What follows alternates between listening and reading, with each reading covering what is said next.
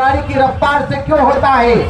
वो इसलिए होता है क्योंकि बौद्धों के पास अपना धर्मस्थल नहीं है, बौद्धों के पास नहीं है, बौद्धों के प्रबंधन में नहीं है, बौद्धों के नियंत्रण में नहीं है।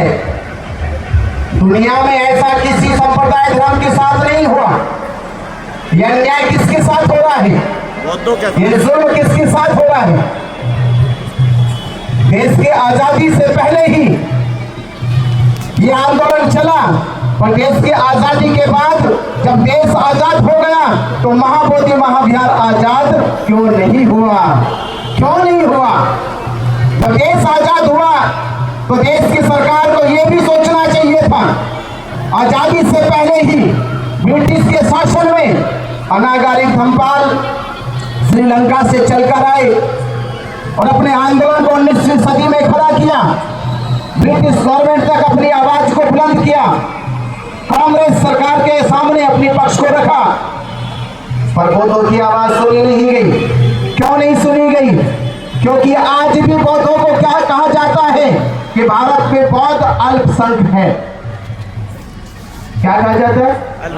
अल्पसंख्यक। हमने मान भी लिया, हमने खुशी खुशी मान लिया कि बौद्ध अल्पसंख्यक है।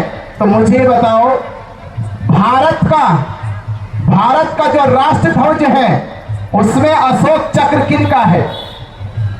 भारत के राष्ट्र ध्वज में अशोक चक्र किनका है? बौद्धों का है या हिंदुओं का है? किनका है? बौद्धों का है। बौद्धों का है।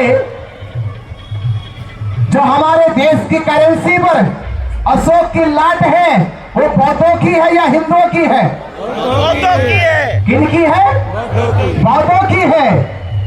हमारे देश का सर्वोच्च सम्मान भारत रत्न का जो चित्र है पीपल के पत्ते के समान, वो हिंदुओं का है या बौद्धों का है? बौद्धों का है। तो मुझे बताओ, जब देश के राष्ट्रीय चिन्ह ही बौद्धों के हैं, जब देश ही बौद्धों का हो गया तो बौद्ध अल्पसंख्यक कैसे हो गए?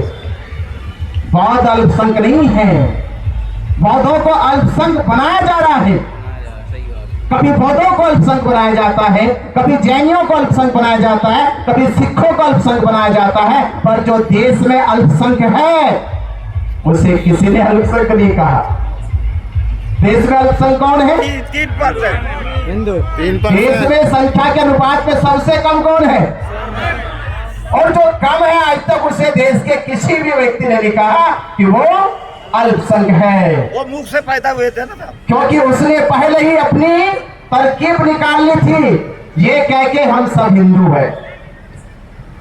तो हिंदुओं के नाम पर देश को, देश की संस्कृति सभ्यता को लगातार आज तक लूटा जा रहा है। पर वो अल्पसंख्यक वाला व्यक्ति अब तक देश के मुट्ठी से बाहर है, शिकंजे से बाहर है। तो मैं आज आपसे कह रहा हूं कि अगर हम अपनी विरासत नहीं बचा सकते तो बौद्धों की पहचान भारत में सिमट कर रह जाएगी, समाप्त हो जाएगी। इतिहास के पन्नों में लिखा गया केवल कि बौद्धों की संस्कृति को, सभ्यता को, विरासत को, उनके धर्म स्थलों को किस तरह से कब्जे में करके उनके स्वरूप को, उनके आधार को बदला गया।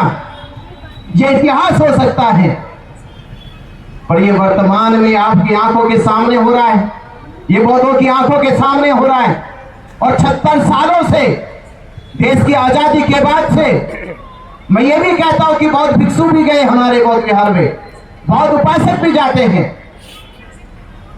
बीटी एक्ट लागू था, 1949 में लागू हो गया। बौद्धों की आंखों के सामने, बौद्धों के नेताओं के सामने 4 हिंदुओं को उसमें सदस्य बना दिया गया। और 4 हिंदू सदस्य नहीं है, सदस्य 3 हैं। एक को तो जो जिनको महंत कहते हैं वो